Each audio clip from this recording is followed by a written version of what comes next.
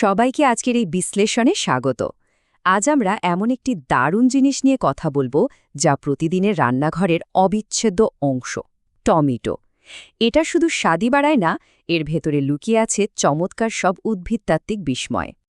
আজকের এই নির্দেশিকায় আমরা মূলত 5টি বিষয় কভার করব: টমেটো পাকার লক্ষণ, সঠিক সংরক্ষণ পদ্ধতি, এর স্বাস্থ্য উপকারিতা, রান্নায় এর বহুমুখী ব্যবহার এবং সবশেষে অ্যাসিডিটি ও পাতার বিষক্রিয়া সংক্রান্ত কিছু জরুরি সতর্কতা। প্রথমেই আসা যাক টমেটো পাকার লক্ষণে, অর্থাৎ ঠিক কখন এটি সংগ্রহ করার বা কেনার জন্য একেবারে পারফেক্ট। পার্থক্যটা কিন্তু খুব স্পষ্ট।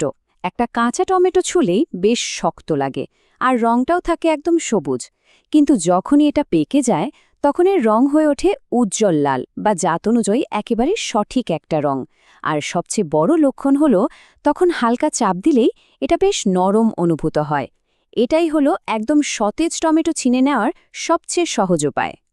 এবার চলুন দেখে নিই আমাদের দ্বিতীয় পয়েন্ট, অর্থাৎ কিভাবে এর সতেজতা ধরে রাখতে সঠিক সংরক্ষণ পদ্ধতি ব্যবহার করা যায়। টমেটো সংরক্ষণের ক্ষেত্রে একটা দারুণ ট্রিক আছে। যদি টমেটোকে প্রাকৃতিকভাবে আরও একটু পাকাতে চাই, তাহলে একে সাধারণ তাপমাত্রায় বাইরে রাখাই সবচেয়ে ভালো।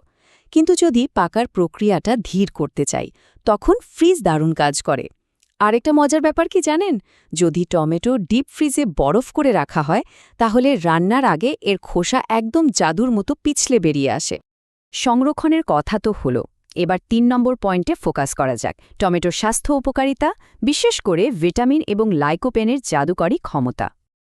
জানলে অবাক হতে হবে যে মাত্র একটি মাঝারি আকারের টমেটো আমাদের সারা দিনের ভিটামিন সি এর চাহিদার প্রায় 40% একাই পূরণ করতে পারে। চিন্তা করা যায়? শরীরের রোগ প্রতিরোধ ক্ষমতা বাড়াতে এর জুড়ি মেলা ভার। আর ভিটামিন সি ছাড়াও টমেটোতে রয়েছে লাইকোপেন নামের এক সুপারস্টার অ্যান্টিঅক্সিডেন্টের সর্বোচ্চ ঘনত্ব। টমেটোর এই যে এত সুন্দর লাল রং, সেটা কিন্তু এই লাইকোপেনের কারণে। এর দারুণ কিছু গুণ আছে, যেমন এটি হৃদযন্ত্র আর ত্বক ভীষণ ভালো রাখে, কোলাজেন বাড়ায়, এমনকি দৃষ্টিশক্তি উন্নত করতেও সাহায্য করে। গবেষকরা বলছেন, নির্দিষ্ট কিছু ক্যান্সারের ঝুঁকি কমাতেও এটি দারুণ কার্যকর। বিশেষ করে একটু অলিভ অয়েল দিয়ে রান্না করলে এর পুষ্টিগুণ যেন বহুগুণ বেড়ে যায়। এত সব উপকারের কথা জানার পর 4 নম্বর পয়েন্টে আমরা দেখব রান্নাঘরের এই অপরিহার্য উপাদানটি কিভাবে বিভিন্ন খাবারে ব্যবহার করা যায়। সত্যি বলতে, সারা বিশ্বে টমেটোর ব্যবহার অবিশ্বাস্য রকমের বহুমুখী।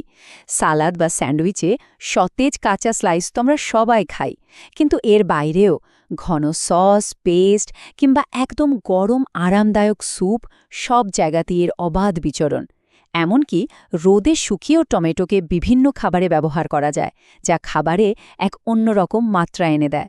সবশেষে 5 নম্বর পয়েন্ট, যেখানে আমরা কিছু জরুরি সতর্কতা নিয়ে আলোচনা করব, বিশেষ করে এর অ্যাসিডিটি এবং পাতার বিষক্রিয়া সম্পর্কে। শুনতে অদ্ভুত লাগলেও ইতিহাসে একটা সময় প্রশ্ন উঠেছিল, টমেটো কি আসলেই বিপজ্জনক?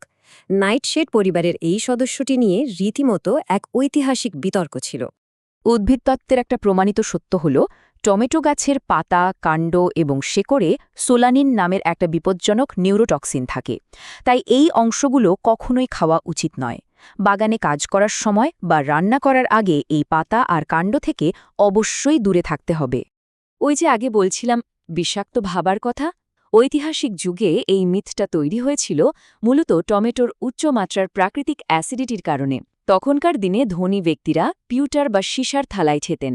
টমেটোর অ্যাসিড সেই থালা থেকে সীসা বের করে আনত, যার ফলে সীসার বিষক্রিয়া ঘটত। টমেটো কিন্তু নিজে বিষাক্ত ছিল না। তবে হ্যাঁ, বর্তমান সময়েও অতিরিক্ত টমেটো খেলে এর উচ্চমাত্রার অ্যাসিডিটি কারো কারো পেটে অস্বস্তির কারণ হতে পারে, তাই পরিমিত পরিমাণে খাওয়াই সবচেয়ে ভালো। তাহলে একটা নরম পাকা টমেটোর স্পর্শ থেকে শুরু করে এর ঐতিহাসিক যাত্রা আর স্বাস্থ্যগুণ, অনেক কিছুই আজ আমরা জানলাম। এখন প্রশ্ন হল, এই নতুন তথ্যগুলো জানার পর আগামীকালের খাবারে টমেটোকে কিভাবে ব্যবহার করা হবে? এই চমৎকার আর স্বাস্থ্যকর উপাদানটি প্রতিদিনের জীবনে যোগ করুক এক নতুন মাত্রা। আজকের এই বিশ্লেষণের সাথে থাকার জন্য অসংখ্য ধন্যবাদ।